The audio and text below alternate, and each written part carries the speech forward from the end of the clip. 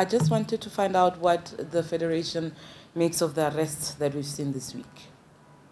Look, we have been saying to government, one of our issues on our action is to go to the NPA and the justice ministers and says to them, why do we accept your independence? And that's what we have been raising with the president, that we must separate interference from intervention. When the president appointed these people, we said, President, you gave them a mandate. Justice has to move with speed.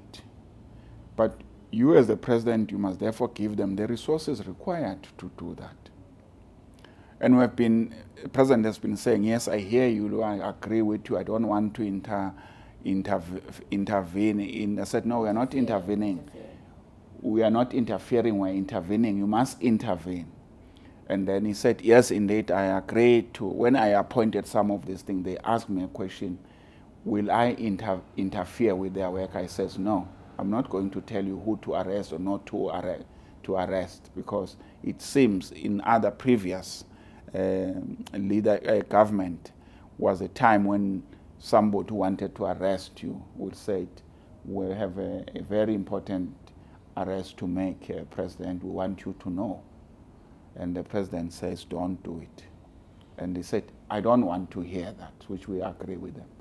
But our view was that it takes too long. It has taken too long. The Zondo Commission has its own life.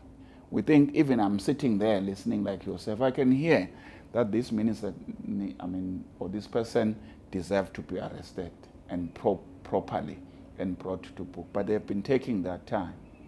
So they arrested, they told us sometimes back the money being recovered in ESCOM. We said it's okay, but it's moving too slow. I think about 3 billion were recovered. There have been cases mass in regard to the dairy farm and all those things with the public protectors, which is a mess. And then we said we'll go to the NPA and said, please move with speed. So we don't want to put you under pressure to an extent that you bundle cases, because one of the best thing of getting people scot-free is to bundle the investigation. When people goes to court, then the court, they say there's no evidence here and there, because police have deliberately, or even the NPA, knowing that there was no case here on the evidence presented, they continue doing that issues. But I think that is moving very, very slow. So you are fine with the arrests, and you do appreciate we appreciate the arrest. But you are concerned that the prosecution part of it is slow, and the prosecution, you know, people might be arrested now, but then they are going to go for a bail. But the state sometimes in the past was not ready, and the case has to be withdrawn, because you remember the Gupta things that were taken and all those things, they have to be given back, and etc. and etc.